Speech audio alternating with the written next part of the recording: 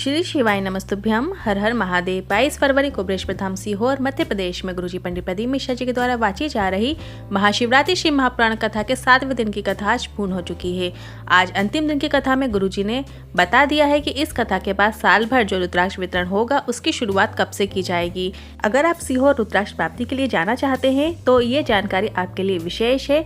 आप इसकी जानकारी वीडियो के अंत में जरूर देखिएगा। साथ में इस महाशिवरात्रि शिव महापुराण कथा के दूसरे दिन गुरुजी ने शमी पत्र वाले 2 नए उपाय बताए थे, जिन्हें हम वीडियो में करके दिखाएंगे और ये उपाय आपको कब और कैसे करना है उसकी भी जानकारी हम आपको देंगे। ये दोनों उपाय आपको मनोकामना पूर्ति के लिए किया जाने वाला विशेष उपाय हो। घर में पैसों की तंगी हो, बरकत की कमी हो, धन प्राप्ति के लिए ये उपाय आपको करना है। इसकी भी जानकारी आपको वीडियो के अंत में देंगे। साथ ही आज की कथा में गुरुजी ने 16 उपाय पत्र और उपयोगी जानकारियां दी हैं। सभी की जानकारी आपको इस वीडियो के माध्यम से दे देंगे। अगर आपने आज की कथा नहीं सुनी है तो पूरी कथा का रास्ता तो आपको इस छोटे से वीडियो से प्राप्त हो जाएगा। बढ़ते हैं आज की कथा की पहली जानकारी की ओर। गुरुजी ने कहा, शिव महापुराण की कथा ये नहीं कहती कि आप योग करके योगी बनो, तप करके तपस्वी बनो, बल्कि किसी की मदद करके आपको उपयोगी बनना है। जीवन में प्रयास करें कि हम किसी के काम आ सकें। बढ़ते हैं आज की कथा की दूसरी जानकारी की ओर। गुरुजी ने कहा, चिता और चिंता में सिर्फ एक ही अंतर होता है। चिता ने चिंता से कहा कि तू व्यक्ति को जीते जी जलाती है, दिन प्रतिदिन रोज जलाती है, और मैं मतलब चिता मरने के बाद जलाती हूँ। इस पर चिंता कहती है, अगर व्यक्ति की चित्त वृत्ति भगवान में लगी हुई है, शिव में लगी हुई है, तो मैं ऐसे व्यक्ति को नहीं जला सकती। अर्थात आप अपनी चित्त वृत्ति में भगवान को शामिल कीजिए, शिव की भक्ति में लीन रहिए, तो आपको चिंता सताएगी नहीं। अपनी सारी चिंता भगवान शिव पर समर्पित कर दीजिए। बढ़ते हैं आज की कथा की तीसरी जानकारी की ओर।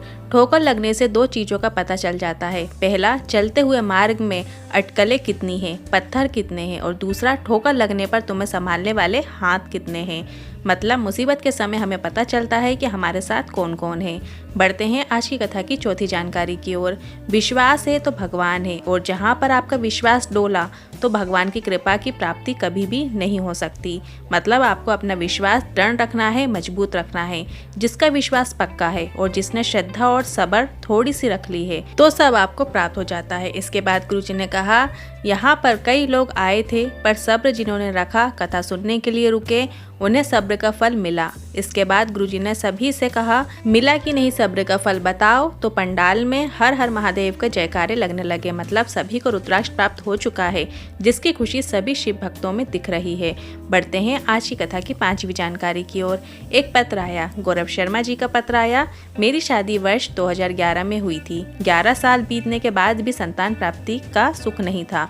किसी ने कहा, टीवी में कथा आती है, वो सुनो। हमने टीवी में ही कथा सुनना शुरू किया। गुरुजी, हम सभी मंदिर जाते थे पर शिव मंदिर नहीं जाते थे। हमने शिव मंदिर जाना प्रारंभ किया और आपके बताए अनुसार पशुपतिनाथ व्रत और सफेद आकड़ी की जड़ वाला उपाय किया।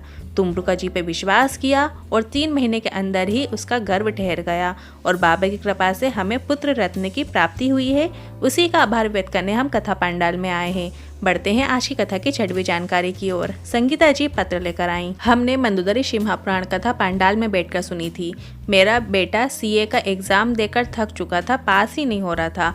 अब एग्जाम देने के लिए मना कर दिया, पर मैंने कहा, शंकर पर विश्वास रखकर 1 लोटा जल चढ़ाकर एग्जाम देने चले जाओ। उसने ऐसा ही किया और भोलेनाथ की कृपा से उसका एग्जाम निकल गया है और मेरा बेटा सीए बन गया है। उसी का आभार व्यक्त करने हम कथा पंडाल में आए हैं। बढ़ते हैं आज की कथा की 7वीं जानकारी की ओर। आज गुरुजी ने एक बहुत बड़ी बात कह दी कि कई लोग सनातन धर्म और हमें गिराने का प्रयास कर रहे हैं और अभी भी कर रहे हैं, और उनको लग रहा है कि प्रदीप मिश्रा पर दबाव नहीं बना पा रहे हैं तो उनके भांजे, बेटे और परिवार वालों पर दबाव बनाया जाए। ऐसा भी प्रयास किया जा रहा है। गुरुजी ने बताया, इतना प्रयास किया जा रहा था कि प्रदीप मिश्रा से गुरुजी से माइक से बुलवाया जाए कि आज के बाद इतना बड़ा आयोजन नहीं करवाएंगे, इतनी भीड़ नहीं बुलाएंगे। ऐसा बुलवाने का भी प्रयास हुआ है। बढ़ते हैं आज की कथा की 8वीं जानकारी की ओर। गुरुजी ने कहा, कई लोगों से ऐसा बुलवाया जा रहा है कि हम यहाँ आकर फंस गए, हमारे जीवन के लाले पड़ गए। तो गुरुजी ने पंडाल में बैठे लोगों से कहा, अगर तुम लोगों को भी ऐसा लगता है तो तुम भी क्लिप बनाकर डाल देना, जो कहना है कह देना, पर तुम्हारा कुछ भी करने से मेरे कुबेर भंडारी को जरा भी फर्क नहीं पड़ने वाला। और अगर तुम्हें आने के बाद जरा सी भी सुख की अनुभूति हुई है तो उसका भी क्लिप जरूर बनाकर डालना। बढ़ते हैं आज की कथा की 9वीं जानकारी की ओर। जैसे द्रौपदी के चीरहरण के समय कोई ने मदद नहीं की, पर अंत में कृष्ण जी ने मदद की, उसी तरह आपके द्वारा चढ़ाया गया एक लोटा जल का फल आपको आपके अंत समय में जरूर प्राप्त होगा। बढ़ते हैं आज की कथा की 10वीं जानकारी की ओर। गुरुजी ने कहा, हमें लगता है ये दुनिया एक पहला भंडारा हुआ होगा जहाँ पर चावल का आधा दाना भी नहीं छोड़ा गया, न सब्जी छोड़ी गई, आलू भी खा लिए, जीरा भी खा लिया, पूरी थाली को खत्म किया, एक अन्न का दाना इतनी लाखों लोगों में से किसी ने भी नहीं छोड़ा। ये बहुत ही अद्भुत बात है। बढ़ते हैं आज की कथा की 11वीं जानकारी की ओर। गुरुजी ने कहा, सभी से एक निवेदन करना चाहेंगे कि आप जब भी गाय को कुछ खाने के लिए दो तो आपको कभी भी पॉलिथीन में डालकर नहीं देना है, क्योंकि गौ माता उसे खा लेती है और वो पन्नी उसके उदर में जाकर कैंसर बन जाती है। तो पॉलिथीन ना देकर आपको गौ माता को स्वस्थ बनाए रखना है।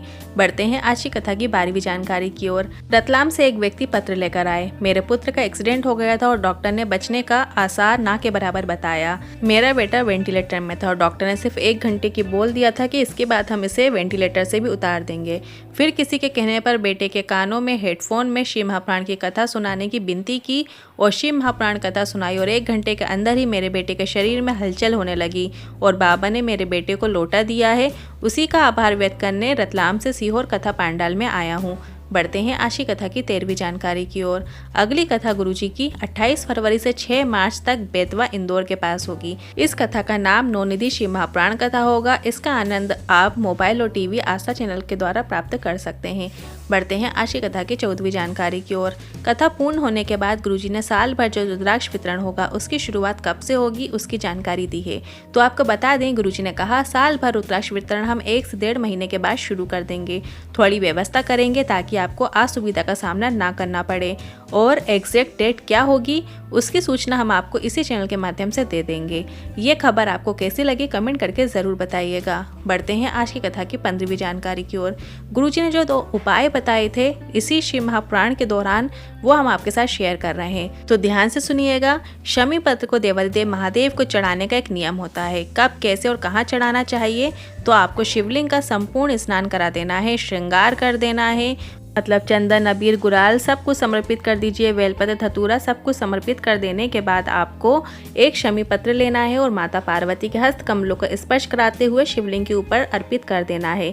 इस प्रकार से शमी पत्र को शिवलिंग पर अर्पित कर देने से माता पार्वती आपकी मनोकामना देवादिदेव महादेव के कानों तक पहुंचा देती है और आपकी मनोकामना पूरी हो जाती है। ये मनोकामना पूर्ति का विशेष उपाय है। इस उपाय को आप प्रदोष के दिन कर सकते हैं। अभी सोमवार की अष्टमी 27 तारीख को पड़ने वाली है, आप उस दिन भी ये उपाय कर सकते हैं। अब बढ़ते हैं अगले उपाय की तरफ। जब बहुत ज्यादा मात्रा में दरिद्रता होती है, जीवन में बहुत कष्ट होता है और पैसों की बहुत तंगी रहती है, तब आपको ये उपाय करना है। शमी पत्र और बेल पत्र का प्रैक्टिकल आपके जीवन में एक बार जरूर आपको करके देखना है। इस उपाय को कैसे करना है ध्यान से समझिएगा, हम वीडियो के माध्यम से भी आपको करके दिखा रहे हैं। आपको एक बेल पत्र जलाधारी में अर्पित करना है। जैसा कि आप वीडियो में देख सकते हैं, एक बेल पत्र हमने जलाधारी में अर्पित की है और एक बेल पत्र ठीक विपरीत माता पार्वती के हस्त कमलों में अर्पित करना है।